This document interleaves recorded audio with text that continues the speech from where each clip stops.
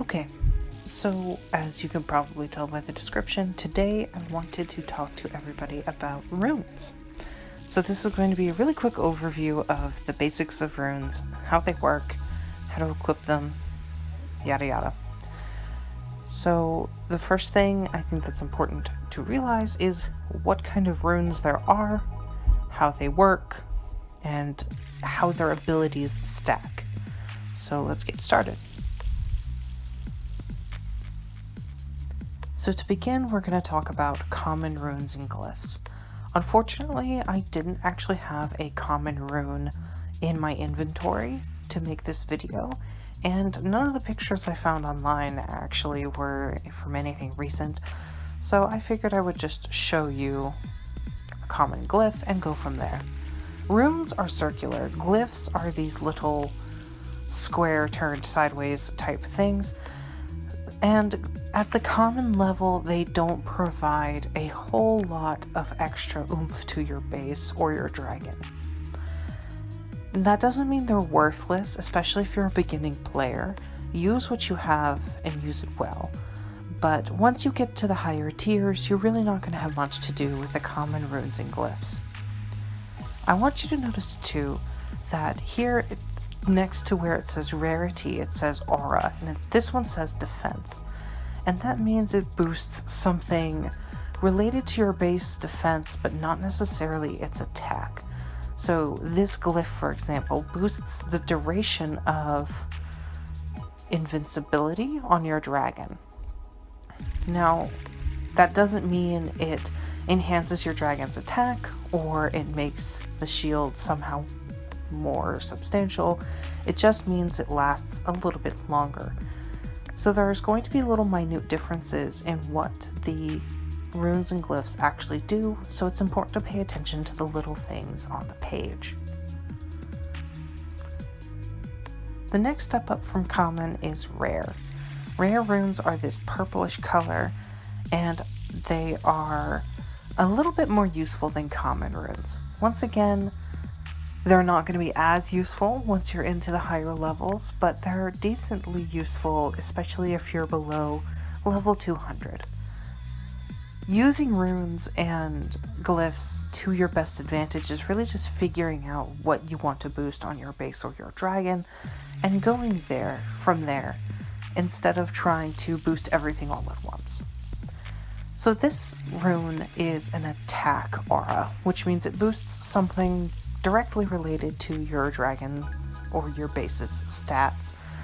And in this case, it increases hunter attack by 0.5%. As you upgrade runes, the amount that they boost will go up. And rare runes, you have I think you can only level them once or twice. As you get to the higher runes, you can level them 3 or 4 or 5 times. It just depends. And of course, up here in the top right-hand side of the screen, you'll see Rune Dust. This Rune Dust is what enables you to level up your runes and your glyphs. And as you go up in the rarity of the rune, it will cost more and more to level it each time. So to level a mythic rune will take several 100,000 rune dust. To level a rare rune, starting off, it probably won't take more than a few thousand.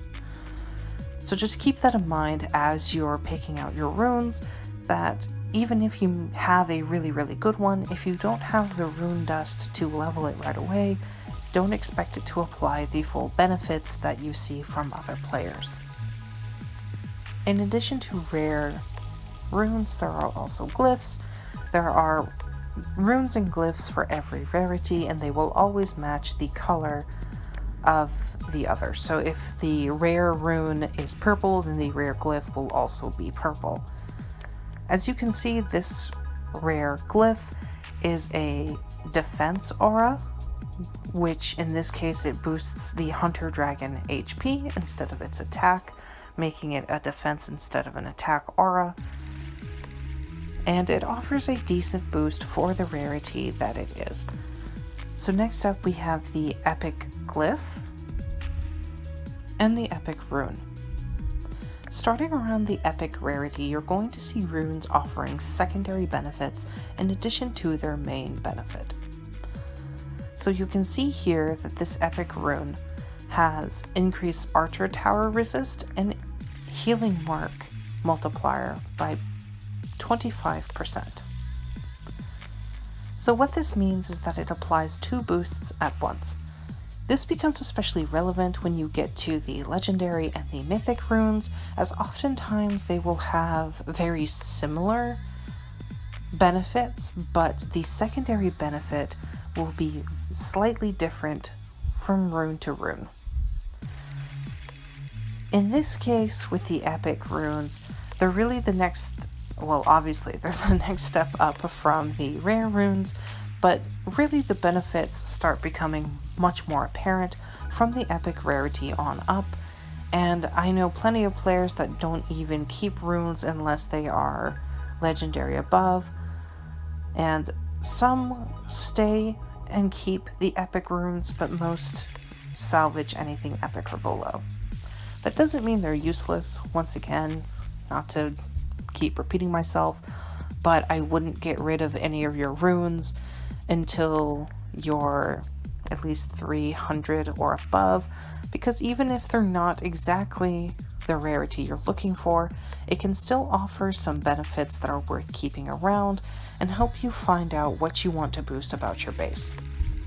Next up on our list, we have the legendary rune and the legendary glyph.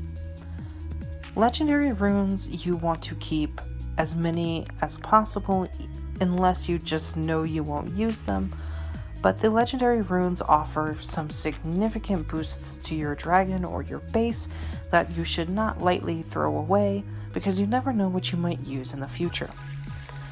Now this glyph offers not only an increase in hunter attack, but it has a secondary benefit that boosts your rage generation by 2.7%. As you level it up, I believe it gets to the point where it boosts your rage generation by 5%, which doesn't seem like it would make a significant difference, but trust me, it does. Every little boost for your dragon counts, especially if it's offering a secondary benefit like hunter attack boost or really any attack or health enhancing elements. And legendary glyphs and runes are usually the best place to start trying to focus your boosts on your dragons. Lastly, there are mythic runes and mythic glyphs. Now, the reason I'm showing you a mythic glyph from a dragon line instead of just a regular one from the game is that honestly, most of the time you're going to get mythic runes for your dragons from dragon lines. It's pretty hard to get mythic runes from chest drops, and your more reliable source for your dragons is honestly just going to be powering through those lines and getting them that way. It's obviously not perfect because the mythic runes and glyphs from dragon lines are going to offer a significant boost to the particular dragon that its line is from. However, they usually offer a very strong boost that is general, that is oftentimes worth placing it on a different dragon of the same type. In this particular instance, you have Mythic Glyph of Destruction, which decreases the Light and Destruction's cooldown by 1 second, but most importantly, it increases Warrior HP by 8%, which is a pretty significant boost to any dragon when you consider Riders also offer a significant boost to dragon HP and dragon attack. So if your Rider boosts your dragon by, let's say, 75%, then this rune offers almost an entire chunk extra, bringing it up to an 83% boost. That's pretty nice. So you want to keep mythic glyphs and mythic runes from any particular dragon line very close by, as you can oftentimes retrofit them to different dragons and make them more useful. So the last type of rune I want to go over are these restricted or limited types of runes. I don't often see them, and in this particular instance I only had one of a restricted type, but these restricted or limited types of runes are oftentimes so specific that they put that little note there, restricted to hunter dragons, because it can't be used for any other type. So in this case, this rune boosts hunter ammo, which is pretty hard to find and doesn't offer any boosts to any other type of dragon like warriors or sorcerers. That being said, it also increases rage generation. So in theory, I guess if you really wanted to, you could put it on a different dragon, but it really wouldn't make that much of an impact considering how much it would be helpful to hunters. So there is actually one extra type of rune, and that is exotic runes. Exotic runes are this greenish color, and they offer the most significant boosts to your base available through runes in the game. You cannot get exotic runes unless you complete one of the limited lines during a season at this point, I believe. I could be wrong, but I haven't seen them through chest drops or anything else, so if you want exotic runes, be ready to pay out the nose for them in terms of sigils. It's also worth mentioning that exotic runes, even if you get them, require a massive amount of rune dust to level. So they offer really good benefits, but they're pretty expensive to get and they're pretty expensive to level. So keep that in mind before investing all of your sigils or your hard-earned points to get more sigils just to get an exotic rune if you can't invest in the rune dust needed to level them. So how much difference does one rune really make on a dragon?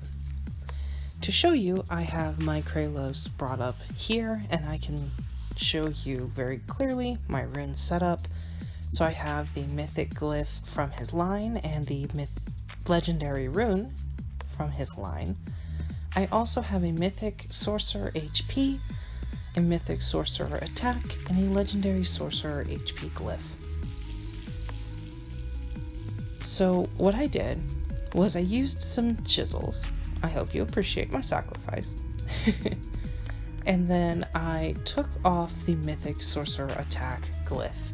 As you can see, once I removed that extra attack glyph, my attack power went from 9.9 billion to 9.06 billion. That is almost an entire billion worth of attack power gone in a single rune. My damage per second went down a little over 1 million. That's a pretty significant amount considering it was a single rune. So that just really shows you how impactful having just one mythic rune on your dragon can be. Now, in my video about how to rune, or how I runed Hausen, which you're free to look at as well, I really talked about how you want to use your runes to boost a very specific thing on your dragons. And that's what I tried to do with all of my dragons, but it's also what I tried to do with my base. So here's my rune setup for my first set of runes and glyphs on my long island with my farms. And on this island, I have a level 102 ice flak. Ice flaks are one of the more important defensive towers in the game because they neutralize all dragon spells regardless of color type. That is immensely beneficial when you're defending. And I decided that the ice flak on my base I needed to make as strong as possible.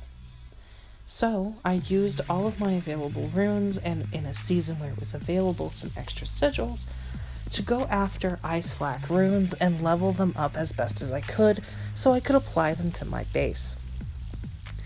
As you can see, I have a mythic ice flak HP, an exotic ice flak attack, a legendary ice flak HP, a legendary ice flak attack, and a mythic dark flak attack glyph.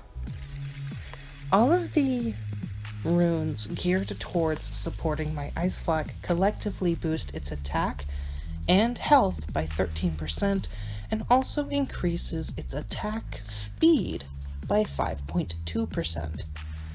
Now, I added that mythic dark flak attack glyph because I also have a dark flak on that island, and it proves very useful in combination with an effective ice flak, as it stuns dragons as well as neutralizes their spells, so in combination they make a dragon completely defenseless, and it allows my howitzer, in the middle of my farms, to effectively take out a dragon without really having to worry about extra spells or abilities.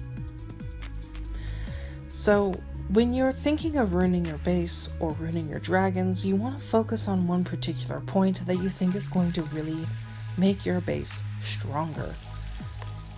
The logic behind ruining, I think, is very similar to the logic behind why you don't want to build your base out with every single tower you possibly can. It's not that the towers aren't useful, it's that overall you're going to waste a lot of resources boosting something that doesn't actually help you all that much. So I have a storm tower, I have a mage towers, and I have 2 ice flags on that island. I could devote 1 rune to each tower and boost them all by, let's say, 5%, which would be great. That means I have 5 towers boosted 5%. Overall, my base is strong. However, instead, I could use my runes to boost a single tower up significantly that therefore allows the other towers to function more effectively. So by boosting my ice flak, it guarantees that I have a better shot of nullifying a dragon's spells, effectively giving the rest of my towers a chance to deal more damage and actually serve their purpose, instead of boosting all of them a little bit and not really making anything overall more effective or threatening. So that's the logic I try to follow while using my runes and glyphs.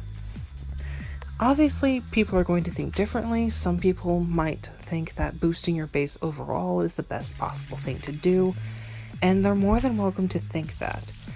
This is really my recommendation based off of my experience and the knowledge I've gained through the game itself, so take it or leave it. But I find that being specific about what you want to do and the actions you want to take will serve you better in the game in the long run than trying to get absolutely everything all at once. And that's especially true since runes and glyphs that are worth the time and energy obtaining them, like the mythics and the exotics, are really hard to come by. If you try to get an exotic rune to boost every single tower on your base, well, frankly, I don't even think it's possible, but it would take you more than a year or two, and that would be if they released an exotic rune for every tower on your base in every season that year. So it's just doesn't make any sense. So really, using your runes is more about logic and thinking critically about what you want to boost, and less about trying to cover every single base that you have. And of course, along the way you're going to make mistakes, which is why it's very, very helpful that they've now implemented features in the game that let you remove runes and glyphs from your base and from your dragon. I believe to remove runes from your base, you're still stuck using rubies, but for your dragons, they have a secondary resource that you can get through event prizes and season prizes that allow you to remove them from your dragons without having to spend the extra rubies, and those are called Chisels. These are what Chisels look like. If you are wondering how many you have, you can go to the store and press the inventory button, and it will pull up a list of all your resources, and Chisels will be among them. I happen to have a pretty significant amount, and that's just because I tend to score pretty highly, and I've gone for the event prizes that allow me to gather them pretty quickly. But these are pretty useful When I removed the rune off of Kralos as a demonstration for this video, it was 100 sigils to remove a maxed mythic glyph. But for most rune or glyph removal, it's not going to be quite that expensive. So these tend to go a pretty long way in terms of amount versus how often you have to use them, which is pretty good because oftentimes I end up having to strip previous season dragons of their runes and apply them to later dragons as I go on, since mythic runes and glyphs are pretty hard to come by. Now, one thing I do want to talk about quickly before I end the video is that how runes and glyphs apply their boosts and how they align with the spells they write on the description. It's a little bit awkward to describe it because you'd think, like, oh, of course, runes and glyphs only apply to boosting spells or abilities that dragon actually has, right? Well, sometimes it can get pretty confusing. Going back to the legendary rune from earlier, this one boosts Hunter Attack and Ice Turret Resist, but sometimes people don't realize that if your dragon doesn't actually have the resist listed on the rune, then this won't boost the resist the dragon has. So if your dragon has Dark Flak resistance, then it doesn't have Ice Turret Resist, so it's not going to have its resistance increased by any percentage because the rune doesn't actually say Dark Flak Resist, it says Ice Turret. For other things, it gets even more confusing because sometimes runes will kind of randomly boost a spell. So there have been cases where a certain regeneration spell from a seasoned dragon will be boosted by a rune that says boost rejuvenation speed or duration by 3 seconds. So sometimes they do, but most of the time they don't. I would say it is more the exception and not the rule that runes apply to spells that don't necessarily match their description. So don't apply a rune for invincibility to a dragon that doesn't have the invincibility shield, because it won't actually boost anything. It might bring up your attack power, because technically it's still a rune that's applying some sort of a boost, but it's not actually boosting any of your spells, which means it's just kind of an empty number increase that's not actually helping you. And that's really important to kind of suss out and make sure that you're applying runes to your dragons that actually boost the spells they have, or if you're using a mythic rune, be aware that oftentimes the initial benefit, if it's from a season line, so it'll boost, Delight and Desolation. If your dragon doesn't have that spell, just be aware that that boost from that rune isn't going to benefit your dragon, but the 8% warrior HP boost will. And that's another thing, they don't cross types. If it says it boosts Hunter Attack, it's not going to boost Sorcerer Attack at all. It is only useful on Hunter Dragons. So just be careful and be aware of what your runes will and will not do. And experiment. Have fun. If you have chisels to waste, even better. Otherwise, limit it so you don't run out of chisels and end up with runes on your dragons that you don't want, or your base, and go from there. Obviously, if there's any questions or you have any video recommendations, please feel free to leave a comment for me, and I'll do my best to make a video and upload it as quickly as possible.